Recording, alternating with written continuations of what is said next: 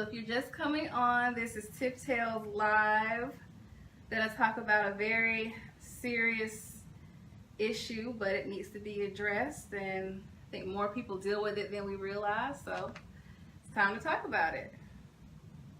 Okay, I shared it to my timeline. Yeah, it's on my timeline too. All right. So, my name is Tiffany Wright. My social media personality is MsDevotedTiff. And if you ever wondered why I called it that, it's because I've always just known for being fully devoted to whatever I'm involved in or whatever my goals are. No matter how much life throws me off and things happen unexpectedly, I always am devoted to getting back to it because I feel like I owe it to myself. And I have Dr. Deborah Eichelberger.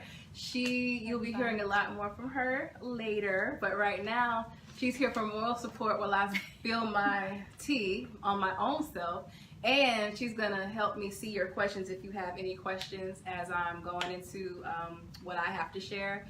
So she'll just tap me and let me know, because we don't want anybody to be ignored. We want everybody to have their questions answered. So feel free, that's what this is for. It'll make me feel better if you have questions. If you're not comfortable being transparent, we do have the anonymous channels. So you can, if you go to the event page for MsDevotedTiff, you'll see, but it's also, you can message us through the page, or you can email me at MsDevotedTiff@gmail, or you can text me, and that is also on the event page. Or like I said, you can just put it down there. So let's get started. Why am I doing this? Well, mental health and addressing mental illness has become a big part of my personal platform for a lot of reasons. I battled with it a couple times in my life. Last year when I had sciatica, and also as a senior in high school when I was dealing with a lot of issues with, my family. But also, it's just one of those things, and I don't assume all of my followers are Christians, and that's fine. I love everybody, and I want more than just Christians to be following. But for Christians out there, sometimes you have that time where you feel like it's just something you can't run from, and God's trying to tell you, no, this is something that this is happening. You need to just accept it. This is part of the plan that I have for your life, and I want you to bless people through this. And for me, that has become mental illness. Not just one, not just two, but 3 times I have walked in on someone attempting to commit suicide, and I was the one that just happened to be there and had to stop them from doing that to themselves. And as we're going to get into with this Tiff Tales Live, I've also ran up against it, or I shouldn't say against it, I ran into it when I was dating. And so that's why we're going to talk about this. So if you see me look down, it's because I didn't want to forget anything. I have my little notes. I wanted to share some of my experiences dating men with mental illness, not necessarily to make men with mental illness feel bad, because sometimes they are aware and open to getting help, and they're comfortable talking about it, and you can end up being a support if that's what you choose, and we'll get into that decision later. And also, I just felt like I couldn't have been the only girl, because if it happened to me that many times that I was running into a guy with that particular issue, I knew there was no way that I could be the only one. Yet I had not heard anybody really talk about it openly. And since I am an open book, like, I won't tell your business, but I'll spill a decent amount of mine for a purpose, and this is a good purpose. And I do honestly feel like it could save a life. So let's just get into it. I do want to put a disclaimer out there. I will not be sharing names, and I'm going to try not to share the timeline in my life, because I know some of y'all are just on here to be nosy and want to try to figure out who that was and piece it together and look back through Facebook timelines. Have fun if you want to do that. More power to you. But that's not what it's about for me. It's not about the who, it's about the what, and the what happens. And that if it happens to somebody else, maybe now you'll know what to do. So I'm going to share my experiences. I'm going to share what I learned and how I felt, and take questions if you have them at any time point during when I'm sharing. And then I'm going to turn it over to my sister, and she can share from her professional perspective signs, symptoms, tips on what to do if you find yourself dating someone that has mental illness. And you can also give her questions as well. Sound good? Great. Oh, and please don't forget to share this. If you know someone that could use it, please share it. Sharing is caring. So I decided to go in the order of the least serious relationship that I encountered it to the most serious. So we'll start out with a guy that I just went on a few dates with, that we were just, in consistent conversation for like a month or so, and spending time with each other pretty regularly, but it was very early, it wasn't serious yet at all. And I'm not gonna lie, and Dr. Debbie may be able to tell you later, I don't know for sure which one he had, because a lot of mental illnesses, they kind of blur together in my head because they have similar symptoms. But I know there was some delusion, and there was some pathological lying to the point of like creating a whole nother life and a whole nother story that just never happened and just didn't exist. He was, this is where it gets hard, because like I don't want to like spill too much of somebody else's tea. I'm trying to keep it as it relates to me.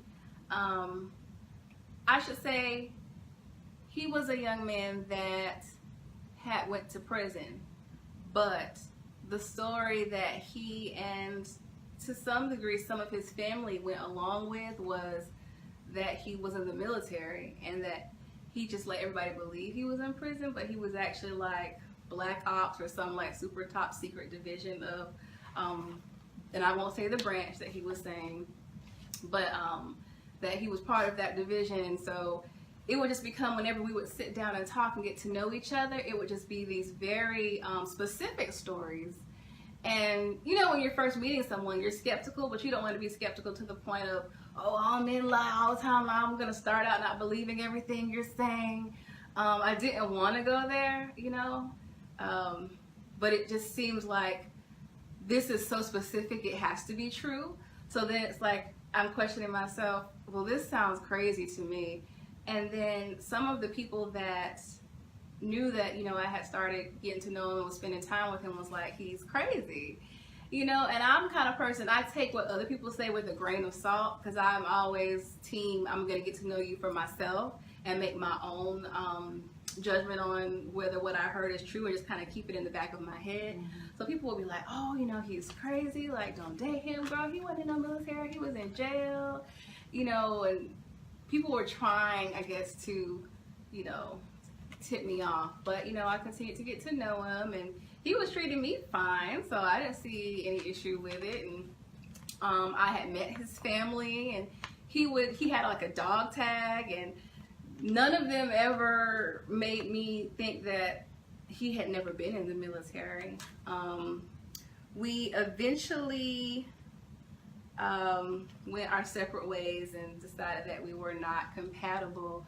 But right before that happened, he had like disappeared for a really long, disappeared for a really long time. And he was saying that he was like in some, like he had to get some procedure done, and he was on base at the hospital on base. And like it just sounded very far-fetched, and like at that point now my spidey senses are up and they're like, okay, something is not right here. Very soon after that, found out that time that he had disappeared, while we were still in communication, he was actually committing a crime. And the last I heard, he was in prison. And then once we were no longer in communication, then people started coming up to me with specifics of, yeah, he's always like that. He like really believes that this is what has happened, and like you can't tell him any different. Like this is what he's saying has happened. It's like he has created this alternative life, and he's very good at pathologically lying about it. And he like presents details that you would think you wouldn't know unless it was true. And I remember one day And like I said, we're going to be transparent, so y'all can call me the dumb girl if y'all want. He had a car, but one day he said he was getting fixed, and so I let him borrow mine. And that was one of the times that he had disappeared for a while. So looking back, I'm like, oh my gosh, I thank God, because what if, and who's to say he didn't? What if he had committed a crime in my car and he has me thinking he's like handling some business on base, and like it ended up being something found in my car? Like it could have went really bad. So we'll just say, and Dr. Debbie will fix it later, but for now we'll just say he was either a pathological liar or delusional. If you have dealt with anything similar to that, feel free to comment or put a thumbs up or something. Even if it's not on that degree, feel free, so we can kind of build a community here and let somebody else on the feed know, girl, it wasn't just Tiffany and it wasn't just you, it was also me. But again, you don't have to, but this is an open space to do so. Moving on to the next relationship. This one was also on the lower end of seriousness, and I don't think he was always, I guess, mentally ill. I don't know if you would call it temporary illness, but he ended up, oh gosh, this is hard. I can imagine. This is really hard because it's going to make me sound really bad, but it's okay. It's okay. I'm here for the people. So, again, this was very early stages. I also met his family. He was very, good people. The Weekend in 60 videos I do for the Performing Arts Link Up, he would like help me with them, and just very on the level. Had his own stuff, he had his own job, own car, own house. Like, he didn't give off any signs of somebody that didn't have it together. Let's just put it like that. He did tell me that he used to smoke weed, and as far as I knew, he stopped. He said he did. Like, he voluntarily said that, like, I don't even want to be around it. He asked me if I did, because he's like, because if you do, like, I don't really want to be around you because I got over that addiction. I'm not trying to go back. I never smelled it, and I have a really good nose for that. These nostrils aren't just here for fashion and show. Like, I can smell really good, and I never smelled it. And so, about, 4 or 5 weeks in, I smelled it. I smelled it on him. And he was like, yeah, I ran up with some old friends and they ended up passing me one. And so I feel like from that moment on, he was full blown like back into that. And apparently he got a hold of something that was laced. That's all that I can figure, because he called me and he like asked me to borrow some money, and I didn't. And he ended up like really sounding really nonsensical. Like, I don't know if he was tripping at that point, but he sounded very strange to me. And then the next day he calls like, I don't know what I said to you last night. Forget that. Like, I'm sorry. Like, don't worry about that. Like, I'm not sure what I said, but that wasn't me. That wasn't me. That's not who I am. And it just seemed very strange to me. And if somebody doesn't call me out of their name or put their hands on me, I usually give them one more chance. If something happened that I didn't. Like, I'm not a one and done person like that, because that is always how men are with me. Like, one and done. And so I don't like to do that to people. So I was like, okay, but now, I'm sitting on ready at this point. And I got a message from him, and I almost pulled it up for you guys, but I don't want anybody to recognize his voice. So I got a message from him. He's like, I'm sorry, I can't talk to you anymore. I met this girl, and she's like, we can smoke together, and I can't smoke together with you, so I want to be with her. And then 2 days later, his family reaches out to me, and they're like, Frank is in the hospital, and he wants you to come see him. I go to the hospital, and it's not a hospital. It is a mental facility. And I guess this was their way / his way of telling me that that was kind of what the nonsensical talking was about. And, I went in there, and at that point, again, we weren't even like dating anymore. We weren't boyfriend or girlfriend or anything like that. But they knew I was a good influence, I suppose, and they knew I was, a Christian girl. And they didn't want his contact with me to be totally severed because they were like, with these people that he's running with, he needs you. He needs a good friend. So I went up there, you know, and I prayed for him. I prayed with them, and they were like, thank you. Like, you know, maybe you guys can try to make something work once he gets back on his feet, but he's just not himself right now. And so that was that. That's situation number 2. Ooh, I'm halfway there. Jesus, take the wheel. And how am I on time? What time? I mean, how long have we been live? We've been live about 15 minutes. Oh, thank you, Lord. Yeah. Can you believe this wordy girl's almost done? I totally thought I was going to take the whole hour. So anyways, the next one we'll go to is someone that I actually had a serious relationship with. And he was open when we first started dating about the fact that he had been depressed before.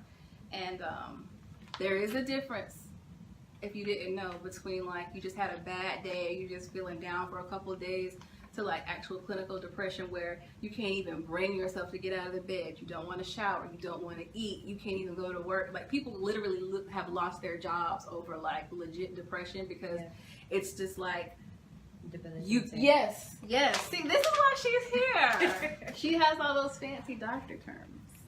So yeah, literally you can't. And he had made it known to me that that was something that had happened to him in his past, but that he was better now.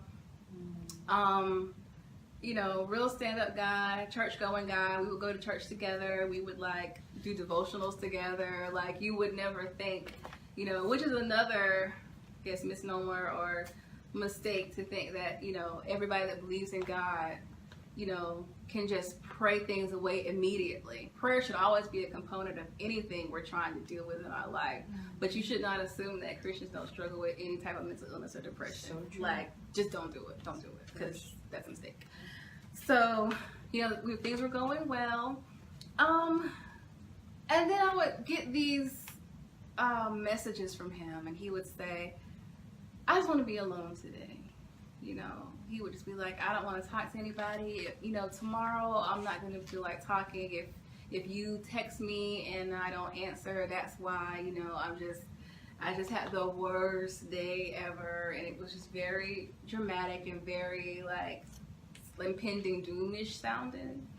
And I could tell then that might have been what it was, but again, I'm always trying to be understanding, and like, just because I don't need a bunch of days in a row to myself, everybody has their different patterns of interaction, like whether you're on the scale of fully extrovert to fully introvert. Like sometimes you do need a couple of days just to kind of recharge, you know, be to yourself, you know. And I'm from the school of thought, especially if we're not married, you should have the right to that time in a relationship. But you can kind of tell when it's just, you know, somebody's had a crazy week and they just kind of want to veg on the couch all day, you know, just eat chips and watch their shows and catch up with you the next day, versus nobody's talked to them, nobody's heard from them, they're not taking anybody's calls, you know. People are hitting you up and asking you, well, have you talked to so-and-so, because they haven't answered their phone in like a week. Like, there's a difference. That ended up ending as well. And then the next thing you know, he had disappeared from social media, disappeared from everything. And like, he was like, I just can't talk to anyone anymore. I just need to be alone. And in that moment, it was a little irritating because you want to try to be there for somebody you care about, you know. And people always say, check on your friends. A lot of people are checking on their friends or checking on their boyfriends or checking on people they care about, but they're not in a space to receive help. So it's not that people aren't always getting checked on. It's just like if you're fully in it, you're full on in it, you might not want to reply to people. And so that's kind of what it was. But I felt like I was a casualty of his illness. I felt like, why am I so easily dismissed? You know, this person that you've been saying, you know, we've been building a good thing here and we seem like we have each other's back, and you get looped in too, you know. And it was just like, well, gosh, why did I have to get dismissed? Like, you know, like I'm supposed to be the type of person that helps you with it or makes you feel better when you're around me. Why are you pushing me away as well? So that one was hard for me. That one was really hard. Yeah, moving on. 2 more scenarios, and I'm happily turning it over. Oh man, so the next one, actually this one should have been first because this was like very short-lived, but this is one that people don't really talk about a lot, but OCD, as in obsessive compulsive disorder. I always find my way into a relationship or dating servicemen. This time he actually was one. I won't say which one, but he ended up having OCD. And you wouldn't think, oh, that's not a big deal to date someone or be involved with someone that has OCD. However, I learned that day. I was actually over at his place.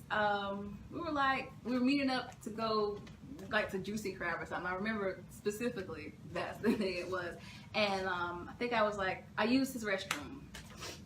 And, washed my hands, found a towel, grabbed it, and I put it back down. I go in the living room and I wait for him to get ready. He was in the garage doing something.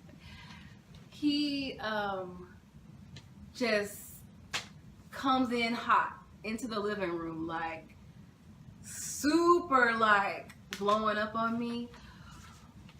Where did you put that rag? There was a rag right there. Why did you? And it was like he was freaking out, and I was like, well, I went in there and I washed my hands and I put the towel. I think it was on this rack and I put it on. Don't ever move it from where I have it. That was there for a reason. I used that rag to wash my hands and I used that towel to dry my hands, and now I don't know which one is which. So now I'm gonna have to grab them all down and wash them all over again. Don't move anything. Put everything right back where you had. It was like this whole rampage. My heart was beating.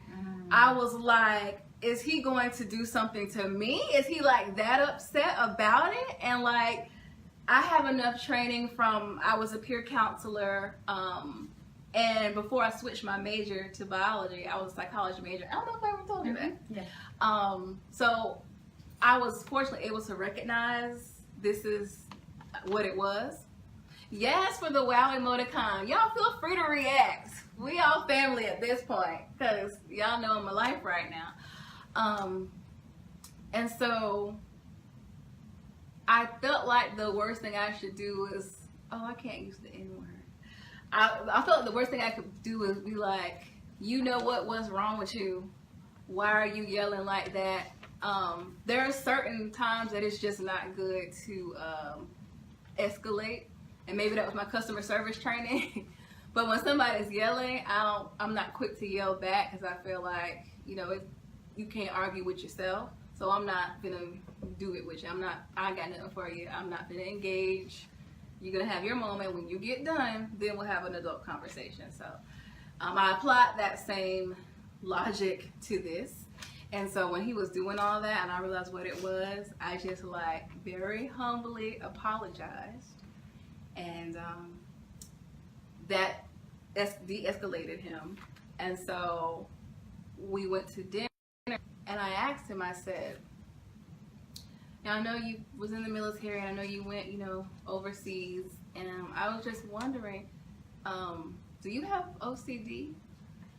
And he's like, yeah, I do. It's not a big deal. Like totally like he didn't just freak out on me about moving a towel. He was like, yeah, I have it. And I was like, okay, because you seem really upset about me moving that towel. And he's like, well, you just shouldn't have moved it, that's all. Like, totally, not owning that he had, like, it was World War III about the towel. And I was like, and even though at that point I didn't think that any more come with a relationship, but I was trying to be like, oh, well, so if that ever happens again, like how should, if I'm unsure, like how should I play it? Like what should I do? Like I was trying to play the side of let me help, or how can I not trigger it? And so he's like, well, next time you come over, I'll just give you your own towel to wash your hands. Like, it was something like that. He moved, and that was that. That's good. I can't believe I told you guys that. I don't think I told anybody about No, that I've never one. heard that one before. Because I do talk to my girlfriends, and we're skipping ahead to the advice thing. Like, out of embarrassment for crazy experiences, don't be afraid to talk to your girlfriends. Like, I have the type of girlfriends that literally nothing is off limits. Like, anything goes, anything can be shared, and that's just like the safe place that I have. I recommend that. Yep. So this is the last one. This is, if there will be one that I break down, it will be this one, but I don't think I'm going to, because I'm going to try to keep it light.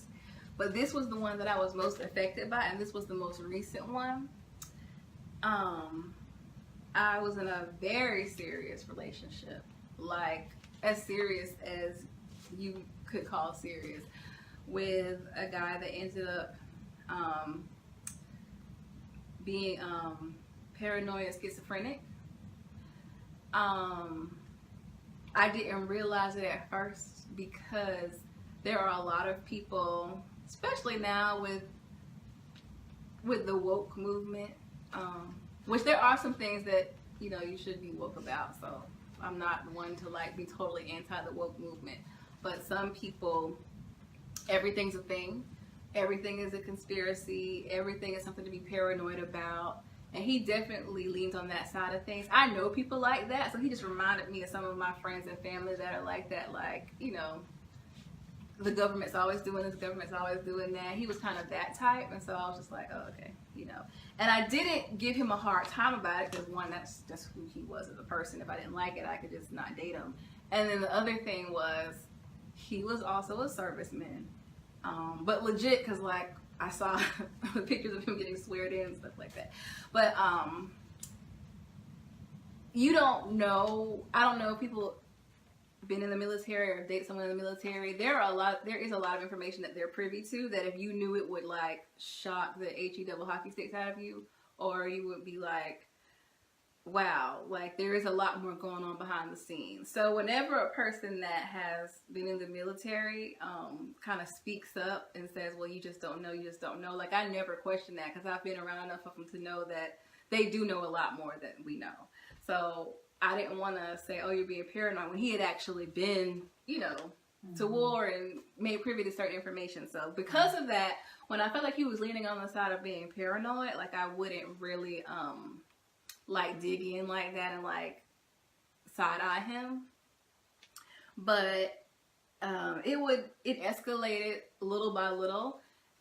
It went from conversations like, well, you know, we all have to have social security numbers because, you know, the government owns us, and our social security numbers, like our UPC numbers, like our barcode, like if we ever were in too much debt, they could sell us if they wanted to with our social. Like he would say stuff like that.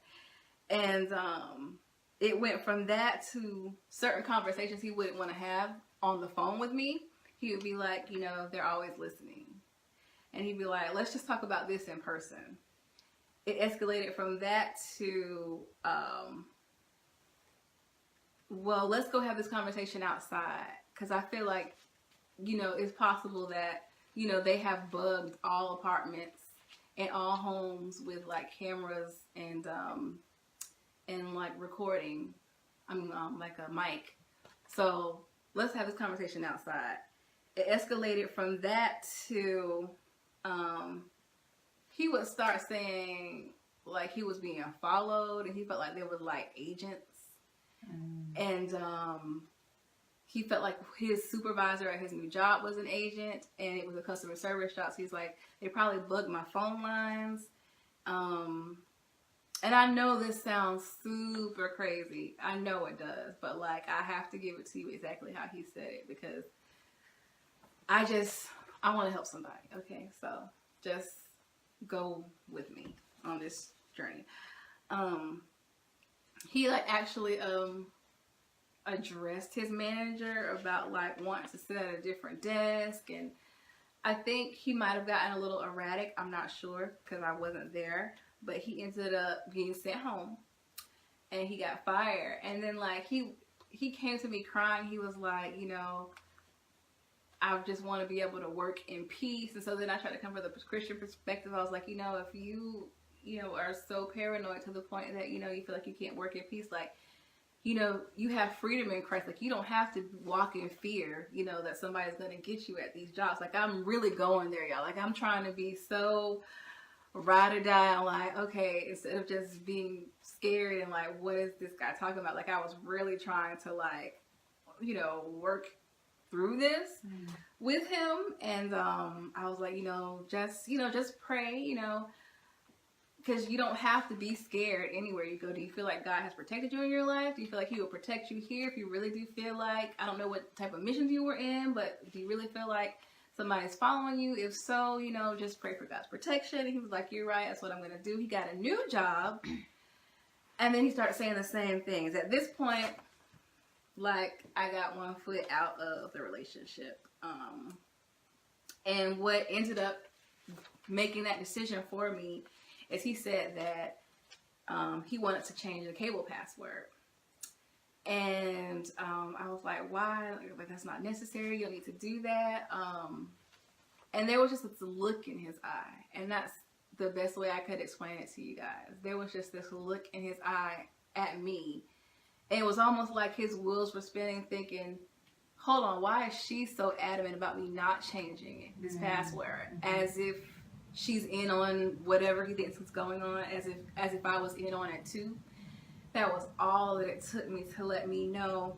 And the crazy thing is, two of my other friends had family members around that same time that had been involved in like murder-suicide type of situations, where it was a conversation that escalated and, like, I guess they call it a mind slip, or somebody like snaps. And I can only imagine when those situations happen, it started out as a normal conversation and something went real left, and then somebody ended up dead. And I did not want to be in that type of situation. I called this lady over here, and I told her some of the things that he was saying and doing. She was immediately able to ID it. And her advice was to get out of there fast. I did. I was able to stay with a friend and get back on my feet. And now I'm living my best single life, trying to work on my dreams and see what thus says the Lord about my future with companionship. But definitely not my focus right now. I'm open, but sheesh. Yeah, so I'll get to this last part and I'll be done. Some of the feelings that I had, and if you've ever been in this situation, you may be able to relate. I felt stupid. I felt like some of the times maybe I hung around longer than I should have, and I felt like I was stupid for keep running into guys that are having these types of problems. I felt grateful because a lot of those times it could have went a whole nother way, and for some people that it has. I was upset sometimes because I had met at least one member of the family for all of them. Like, I'm the type of girl that guys don't mind introducing to their family pretty soon. Even if we're not official, like, I'm somebody they're comfortable bringing around their family. So I had met all of their families.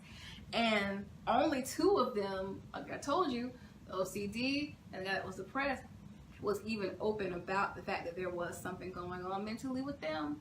And even one of the families I told you, I felt like played along with the scenario that he told me. And I feel like it upset me a little bit because I feel there's a lot of families that know that their family member is something is not quite right, or they know that they decided to stop taking their medicine, or they know and they see you around them, and then something crazy happens where the girl gets beat up or gets killed, and it's like, oh, well, man, well, you know how he can be, you know, yeah, you know, but you didn't tell the person he's there, and you smiling in their face and knowing he hasn't told. And I know it's a sticky situation for family, but that was my feelings at the time. I was not always pleased with the family not telling me. I was thankful for the one family that did, that invited me to the mental hospital.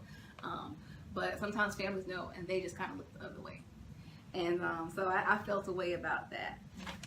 Some of y'all might have seen Acrimony, and I felt like the family in that movie did it too, because, like, they were like, well, if you think she's going to, if you think just getting a restraining order is going to get rid of her, you don't know her that well. And I was like, what was y'all going to tell that man that before now? But anyways, I was frustrated because these guys were all really good guys. And when they weren't, I guess, triggered in an episode or whatever you call it, like, they were really good dudes. So it's like, why is it I finally meet a good guy and then he has to have this going on with him?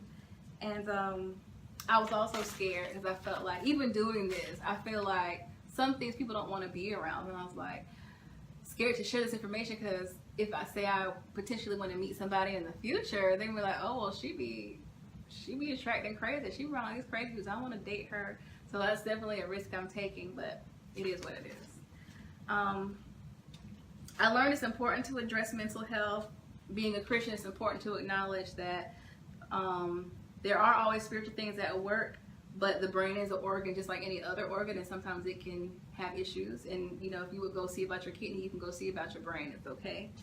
And that there's a lot of high-level functioning people walking around here that seem totally fine, and it's not until they have like a mind slip or a trigger or an episode that you would have any idea. So it's not always obvious that somebody's mentally ill. That's what I learned from all of this. And the last thing I learned, sometimes you have to fight against that inclination to be ride or die. Like, you want to prove that, oh, you know, all these women have left you, or all these women have done this and that. I want to be the one to show you that I'll stick around, or I'll be there with you in the low times, or, you know, like in the Kanye song, back there washing dishes with you. You know, I want to show you that I can be there with you in your bad times. And some of us do that to the point of putting ourselves in harm's way. And I know I did that a couple times. So my lesson was definitely learned. Don't be afraid to leave, because a person needs to be healthy, treated, healed, delivered, whatever you want to call it, before they can be any good to you, you know? So, like, it's not a sign of loyalty to keep yourself in an unstable environment. You got to put yourself first. And it's okay. Like, it's okay, because they need help. I'm going to switch with Doc. Oh, let me see what Torrin said. Oh, wait, I'll see what Torrin said. Oh, Torrin said the family is pacifying the behavior to make it look normal so you don't see the initial signs until it's too late. Preach, Torrin. We can switch or we can stay, whatever. Oh, I'm fine right You're here. fine there? Yeah, Okay. absolutely. So let me introduce, oh wait, I had that paper too. Let me introduce Doc to you. First of all, I have known her since 2001. So you do the math. We've been in each other's lives for a long time. So thankful for her. She is from St. Andrew, Jamaica. She got her bachelor's degree of science at UNF, swoop, in psychology. She also has a master's of science in mental health and development from FIU. She has her doctorate of philosophy. So she's a clinical Christian psychologist. So she's able to speak to both the professional mental health side of things and the Christian side of things, which I think is rare. And she also has a master's of science in criminal justice. So she definitely knows what she's talking about. Beautiful lady. I could go on with her bio all day, but I just wanted to make sure y'all knew she was qualified. And she also, on a personal note, has experienced these things as far as, you know, her environment. So it's not just she's learned about it. She has also dealt with it, even with helping me. So she helps people around her deal with it too. So, yeah, she's going to give tips, signs, and symptoms, and whatever else she wants to share. Absolutely. So, again, hi, everybody. I won't be too long, but I did want to comment on one of the gentlemen that Tiffany spoke about, the gentleman who said he had OCD. This is a really precarious situation because unless he divulged to you that he was actually diagnosed by a doctor, a lot of people do confuse OCD with OCPD. Okay. So obsessive compulsive disorder is a completely different disorder from obsessive compulsive personality disorder. Right. So I would be interested to see if he diagnosed himself as OCD simply because in society, when people have a have a very obsessive way of keeping things in an orderly fashion. We say, oh, that person's OCD, but it's actually not true. That person has an obsessive compulsive personality disorder where they just have an over exuberance of keeping things in order. And considering how offhand he was with it, it makes me think that it was a personality disorder, because people with OCD don't want to have it.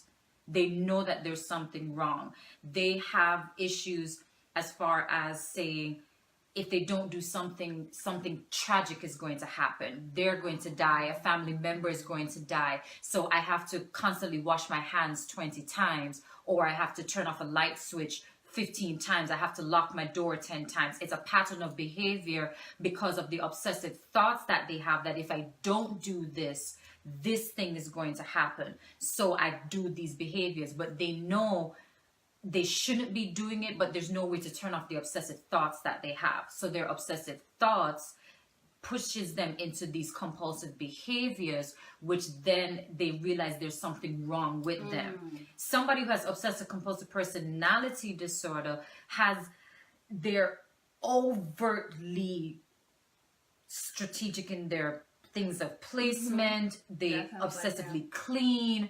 They're to the point that, like you said, they will get very upset if you move any of their things out of place, or if you do something in a way that they don't like it to be done. You'll sometimes, if you go over to their house, they'll walk behind you and they'll rearrange things back into a particular order. That's more of the personality disorder, because it's not pushed by obsessive thoughts of something tragic is going to happen. And a lot of times too with OCD, it's a pattern of behavior that can also be very painful to them. So it's not just, oh, they like to wash their hands or they like to clean their toilet.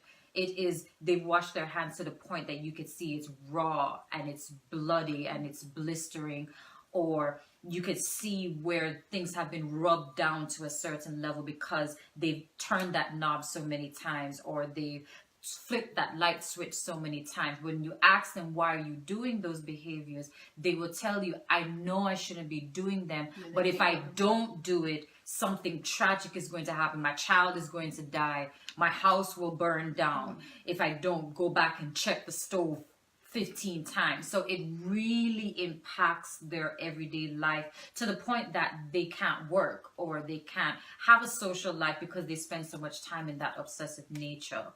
But the paranoid schizophrenic is one that you really won't pick up on until they really start going into those full-blown areas of speaking in those abstract ways about being persecuted, having the hallucinations of hearing voices or seeing things that you're not seeing and you're not hearing. And when you stay that long, which is why I told Tiffany she needed to leave, you then become a part of the delusion or a part of their hallucinations, and they will attack you, not you per se, but now they're attacking their delusion. Because with those paranoid schizophrenics, they can believe that you can become a completely different person, that you look like Tiffany, but you are no longer Tiffany. Right. You are a part of the government. Or they feel that you're what they call a doppelganger, that you are not who you are anymore. It's a lookalike that I'm dealing with. So they never feel that they're attacking the person that they love. They feel that they're attacking whatever it is that's coming against them. So they're doing it in a defensive way. They're not going to lash out at you. It's more of a, I am trying to defend myself from this delusion that could possibly attack me. Depression is one of those things that we cannot take seriously because people have said so many times, oh, I'm just feeling depressed today. And it's the frivolous way that we deal with it. Anxiety is also another one too that people just kind of throw around a lot, and we don't take it very seriously. But those are really two serious disorders that people deal with. And you have the, as Tiffany mentioned, the high functioning ones where they are full-blown depressants, but they have learned to live in such a way that you would never guess that they're dealing with that depression. And so a lot of times when you see people who have unfortunately committed suicide, and you're thinking, but they've never looked depressed, and if I knew that's how they were feeling, I would have done this or I would have done that. It is simply they were so high functioning with their behaviors that you would have never known that they were dealing with those depression issues unless they actually came out and said something.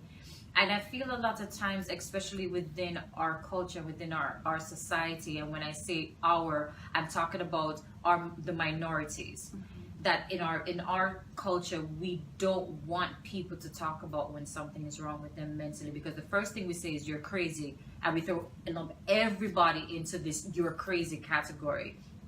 And that is a horrible thing to say, because it's not there's no such thing as you're crazy.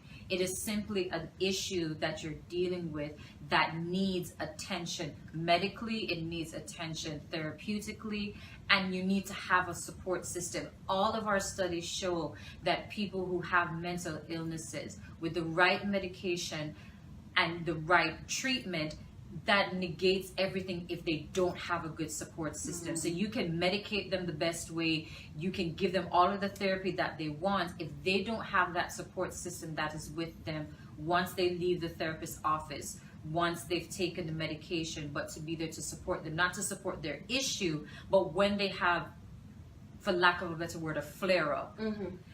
If they don't have that support system to kind of walk them through it with them, they're not going to make it. And unfortunately, our society doesn't give enough funding to mental health. We don't have enough treatment centers. Therapists are paid horribly if they try to work in the public system dealing with those different issues. And unfortunately, when you're in a situation that you're dating someone, if you have that very loving disposition, like you really want to help them, if you're not versed in dealing with mental health, you're not only setting them up for failure, but you're putting yourself in harm's way as well too, because anything can trigger that full-blown view of that mental health, and you would just be in the crossfires. It would have nothing to do with you, but because you're in their vicinity, you become a victim of that particular situation. And so if you find yourself in a situation that you're dating someone or you're interested in someone and you see that they do have some mental health issues that's going on, the best thing that you can do, number one, is when they're in a regular frame of mind, they're in their normative state, talk about it. Sometimes they've never had anybody that was open enough to say, hey, you seem like something is wrong. And I'm not here to cause judgment or say anything wrong, but I want to see if you feel like you need help with something, or just find out, make sure it's not you. You're not the delusional one. You're not the one who's hallucinating. To say, you know, when we had this particular situation, this is how you handled it. Is there something that you're struggling with? Because that will, number one, let you know, are they not aware of it? If they are aware of it, are they being in denial? Because you cannot help someone who's denying the fact that they have an issue. So if they are in that denial stage, then it sounds cold and callous. There is nothing you can do. And you have to then determine, do you want to deal with the stress of being with someone who has an issue, but they're in denial, so they won't receive help from it? Now, if they say, you know, I never realized it, never thought about it before, maybe there is something that is there that I am struggling with, then that's where you can say, okay, I am not the expert on this, but I am here to support you. What can we do to get you the help that you need? Then you can know how can you best help them, because someone can know that they have an issue but then not want to get treatment for it. How much can you push them? How much can you prod them? And then when do you need to back off? That's going to change and vary from the disorder. It's going to change and vary from the person. It's going to change and vary from the personality. So there really is no one way to do everything with every diagnosis, with every disorder that people are going to have. But one thing that you do have to recognize is mental health is not something that this person is crazy. Any one of us can fall victim to having a mental illness. And there are times where there is a temporary situation that you do have this. We think about one particular disorder called acute stress disorder. It's when someone has gone through a traumatic situation and immediately they're having anxiety. They're dealing with a lot of anxiety within their life, and it is only for a certain period of time. Once they've worked through the situation, they'll probably never have anxiety again after that. You also have delusional disorders where they're not necessarily paranoid, they don't have any of the classic symptoms of what we would call schizophrenia, but they have a strong belief in something that does not exist, which lends to the gentleman that you spoke about who really believed that he was in the military and ops. It's not that he's necessarily lying, it's a delusion that has been built so strongly that they truly believe that delusion. And there is nothing that you can do to let them realize it does not exist until they can get the proper treatment and go through therapy and really work out, okay, what I'm believing is a delusion. So you may say, oh, this person is a pathological liar. It might be if it is that they're lying about everything in their life, but when it's a particular situation, it's very likely that they are suffering from a delusion, and we would call that simply a delusional disorder. There's a belief that they have about something specific, and they don't believe it's a lie. They truly believe that it's something that they are suffering with. My best advice to anybody, if it is that you're dating, then you do have the flexibility to say, this is not something I'm strong enough to deal with, and you should not feel bad for that. That is your way of making sure that this person gets the help that they need, and you are protecting yourself from going down a road that you don't have to go down. If you're in a marriage situation where you are realizing that the person that you're married to is suffering from a mental disorder, that's where you do have to be a little bit proactive. Not only helping them get to the point of recognizing that they need help, but then ensuring to keep them safe. If you have friends or family that's going to call them crazy or make them feel bad about having this, then they need to leave. They need to be separated from those people while this person is working on their particular issue. And remember, you are not a doctor, you are not a therapist. Unless you are a doctor and you are a therapist, but you're not a doctor and you're not a therapist. And even myself, if my spouse was going through a specific mental illness, I would not treat him. I would work him into work with another therapist, because I would be too close to him to effectively give him the help that he needs. I can get very swayed.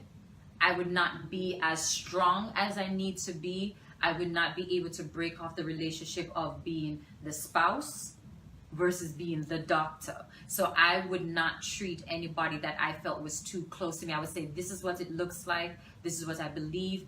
This is the help that you need.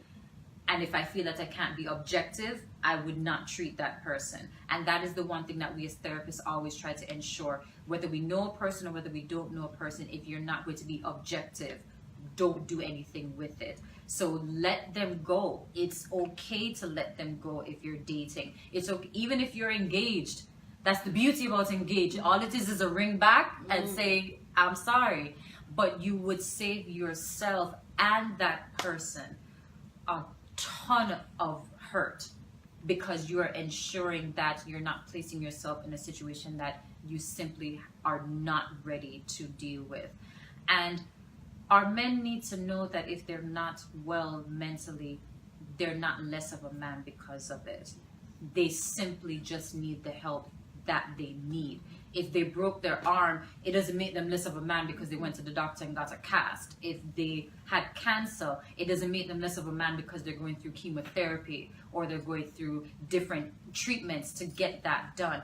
It's the same thing with mental illness and mental disorders. You have an issue, there's a way to get it treated. We want to get it treated, and I'm here to support you. That's simply it. And if you don't feel you can give the best support, let that person go. But let them know that you're not letting them go because of who they are. You're letting them go because you recognize that they need help, and you cannot give them the support that they need. You do them a world of good by doing that. It's not showing love to stay with someone and they need help and you're just not able to give them the support that they need. You really cause more hurt because they come to depend on your lack of support, and then you leave them. That becomes even more devastating than if you just said up front, this is not something that I can handle, but I am wishing you luck, I'm praying for you, however you want to give your kind regards to them.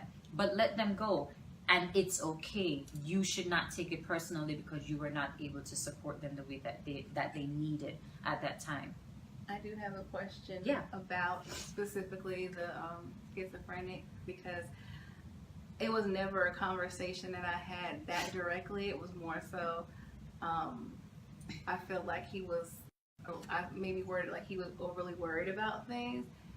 Even in their normative state, is there a possibility if a person is paranoid to that point that it would trigger them for you to call them paranoid? Like, how do you address it when it's that type? When schizophrenics are a little bit of a special category within themselves because there's different types.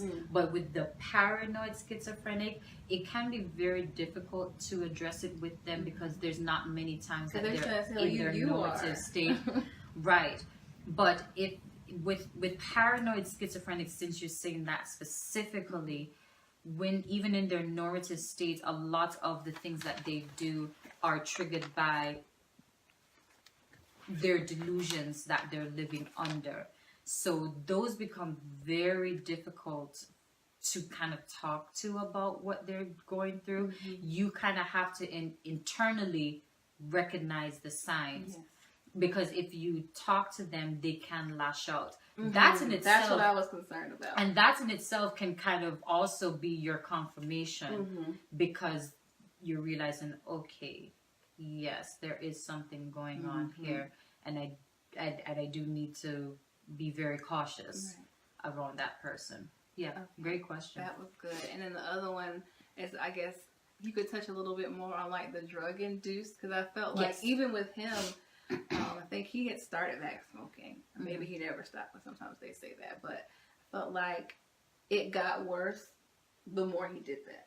Yes, no, the unfortunate thing is a lot of the drugs that they do turn to will enhance it if they're doing, for example, marijuana. Marijuana in itself is a hallucinogenic. So if he is hallucinating and then you add on a drug that in normal people causes hallucinations, you're just up in the ante. But we have to recognize with a lot of these people, they're not getting any treatment and they want what's happening to them to stop. So they will self-medicate to try and just get everything that's going on in their brain to just stop, even if it's momentary, to just get it to halt in their brain because they don't have the correct medications needed to deal with that. But drug-induced paranoia is completely different from schizophrenic paranoia, because with drug-induced paranoia, you only have those paranoid situations happening only when they're under the influence. Once they're out, it's over. They may not even remember that they were being that way. But for those that are schizophrenics, unfortunately, many times the drugs that they do turn to has that side effect, and it just makes it even worse. Yeah. Oh, that was good. Everybody's just kind of taking it all in. Definitely want to get together with her again and do another aspect of things. But we do have a couple more minutes if you wanted to ask any questions or any comments or anything specific to your situation. I've been checking for the anonymous ones and I don't see any.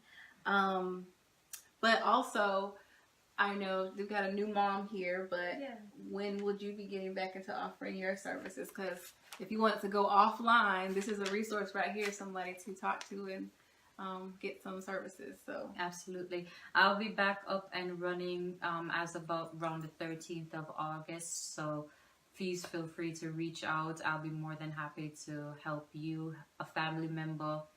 It does not matter. And as Tiffany mentioned, I am a clinical Christian psychologist, which just simply means I'm a psychologist, but I use a lot of Christian techniques and biblical scriptural services when I'm doing my thing. Though I don't diagnose, I can tell you what a diagnosis would be. I don't medicate. I don't have that type of doctorate degree to give medications, but I do have the resources if someone does need to be medicated with the situation that they're dealing with. Well, I thank you guys for your attention.